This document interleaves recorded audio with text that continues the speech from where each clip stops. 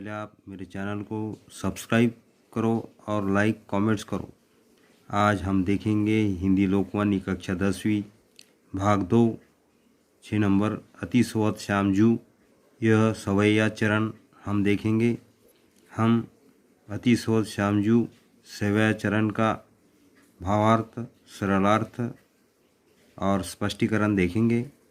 इस सवैया के कवि रसखान हैं। परिचय: जन्म 1590 के लगभग पिहानी में हुआ। मृत्यु मथुरा उत्तर प्रदेश में हुआ। परिचय: रसखान जी का मूल नाम सैयद इब्राहिम था।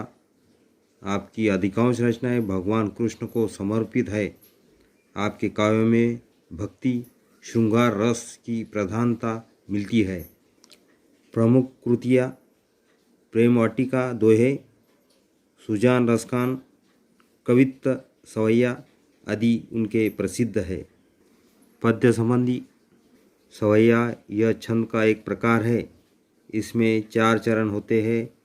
प्रत्येक चरण में 22 से 26 वर्ण होते हैं। यहाँ चयनित सभी रचनाएं सवैया छंद में हैं।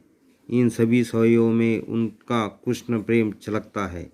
यहाँ पर रसखान जी ने कृष्ण के बाल रूप, अपनी इच्छा और श्री कृष्ण की व्यापकता का वर्णन किया है।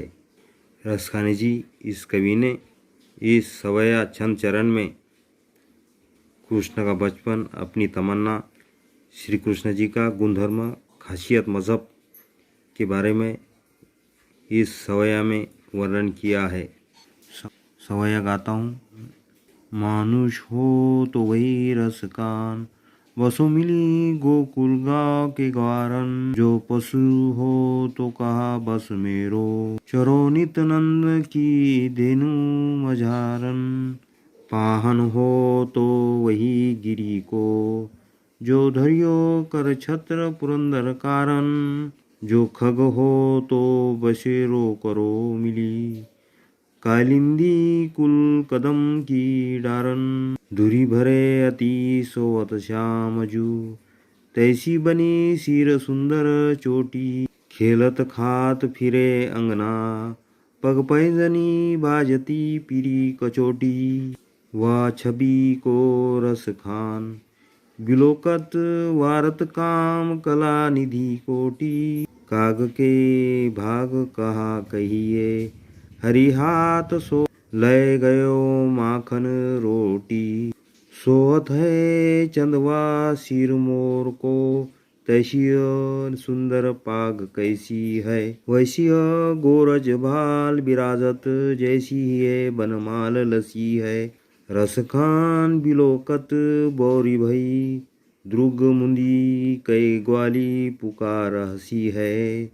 खोलिरी घूंघट खोलो कहा, वह मूर्ति नयननी माज बसी है। शेष गणेश महेश दिनेश सुरेशहु, जाहि निरंतर गावे। जाहि अनादि अनंत अखंड अछेद अभेद सुभेद बतावे।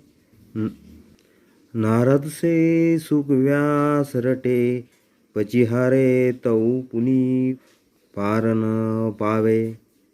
ताही अहिर की छोरिया, छचिया भरी छाछ पे नाच नचावे। इस प्रकार हमने सवैया छंद का गायन किया है। अब हम भावार्थ, सरलार्थ, स्पष्टीकरण देखेंगे। अति यानी अधिकता, सोवत यानी सजा हुआ, श्याम यानी श्याम, जू यानी जी। अति सोवत श्याम जू का मतलब अधिकता सजा हुआ श्याम जी। मानुष हो तो वही रसखान, बसो मिली गोकुल गाँव के ग्वारन। हम समानार्थी शब्द के साथ लाइन का मतलब समझेंगे। मानुष यानी मनुष्य, ग्वारन यानी ग्वाले। अर्थ: रसखान कहते हैं कि यदि मैं अगले जन्म में मनुष्य बनूं तो मुझे गोकुल गांव के ग्वालों में के बीच रहने का मौका मिले। जो पशु हो तो कहा बस मेरो, चरो नित नंद की धेनु मझारन। नंद यानी आनंद, खुशी, धेनु यानी गाय, मझारन यानी बीच में। अर्थ: यदि मैं पशु बनूं तो उस पर मेरा कोई बस नहीं है। मैं चाहता हूँ कि मैं हरदम नंद बाबा की गायों के बीच में चरूँ। फाहन यानी पत्थर, गिरी यानी पर्वत, छत्र यानी छतरी छाता, छत्र यानी राजा महाराजाओं के सर पर पकड़े जाने वाला छाता, पुरंदर यानी इंद्र। अर्थ, यदि मुझे पत्थर बनाना पड़े तो मैं उसी पर्वत का पत्थर बनूं जिसे इंद्र के कोप से वज्रवासियों को बचाने के लिए श्री कृष्ण ने छत्र के रूप में उठा लिया था। जो खग हो तो बसेरो करो मिली कालिंदी कुल कदम की डारण। फग, खग यानी पक्षी परिंदा, बसेरो यानी निवास, कालिंदी यानी यमुना, कुल यानी तट, कदम यानी वृक्ष पेड़। अर्थ, यदि मैं पक्षी बनी तो मैं यमुना नदी के तट किनारे पर पेड़ के डालिया पर रहूं। धुरी भरे अति सोत श्याम जू, तैसी बनी सिर सुंदर चोटी। धुरी यानी धूल, सोत यानी शोभित सजा हुआ, श्याम यानी श्याम, जू यानी जी, तैसी यानी वैसी हो। अर्थ, श्री कृष्ण के सौंदर्य खूबसूरती का वर्णन करते हुए कविवर रसखान कहते हैं कि कृष्ण का सुंदर शरीर धूल से भरा हुआ है। वे अत्यंत सुंदर खूबसूरत लग रहे हैं, उतनी ही सुंदर उनके सिर पर बंधी हुई चोटी लग रही है। खेलत खात फिरे अंगना पग पैजनी बाजती पीरी कचोटी। खेलत, खेलना, पग पैरों में, पैजनी यानी पायल, बाजती यानी बजती है, पीरी यानी पीली, कचोटी यानी कमर पर लपेटे जाने वाली धोती। अर्थ, कृष्ण अपने घर के आंगन में रोटी खाते हुए खेलते फिर रहे हैं। उनके पैरों में पैजनियाँ बज रही है, उन्होंने पीली धोती पहनी हुई है। छवि, शोभा, सजा हुआ। बिलोकत, देखते हैं। भारत, नौछावर करना, कुर्बान करना। कोटि, करोड़। अर्थ, रसखान कहते हैं कि श्री कृष्ण की उस सुंदर छवि पर कामदेव अपनी करोड़ों कलाओं को न्यौछावर करते हैं, कुर्बान करते हैं। काग के भाग कहा कहिए हरि हाथ सो लय गयो माखन रोटी। काग यानी कौवा। अर्थ, उसी समय एक कौवा आया और श्री कृष्ण के हाथ में मक्खन की लगी रोटी छीन कर ले गया। वह काग कितना भाग्यशाली था। श्री कृष्ण जी के दर्शन हुए और स्पर्श और सौभाग्य प्राप्त हुआ। सोवत है चंदवा सिर मोर को, तसी सुंदर पाग कसी है। सोवत यानी सजा हुआ, चंदवा यानी मुकुट, तैसी यानी वैसी हो, पाग यानी पगड़ी, फेटा। अर्थ, श्री कृष्ण जी के सिर पर मोर के पंखों का मुकुट सजा हुआ लग रहा है, वैसी ही सुंदर उनकी पगड़ी लग रही है। वैसी गोरज भाल विराजत जैसी ही ये बनमाल लसी है। गोरज का मतलब गाय के चलने के बाद उड़ने वाली धूल। भाल यानी मस्तक, ही यानी हृदय, दिल। बनमाल मतलब वन की फूलों की माल। रसी यानी सुशोभित होना।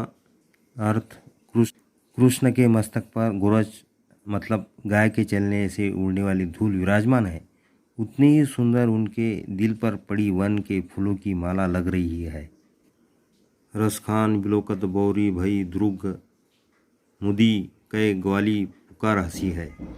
बिलोकत यानी देखना, बोरी भई यानी विवेक रहित हो जाना, द्रुग यानी आँखें, माज यानी बीच में, मध्य में। अर्थ, रसखान कहते हैं कि श्री कृष्ण का ऐसा मोहक खूबसूरत रूप देखकर ग्वालिन पागल हो गई है। वह आंखें मूंद कर हंसते हुए अपनी सखियों को पुकारती है।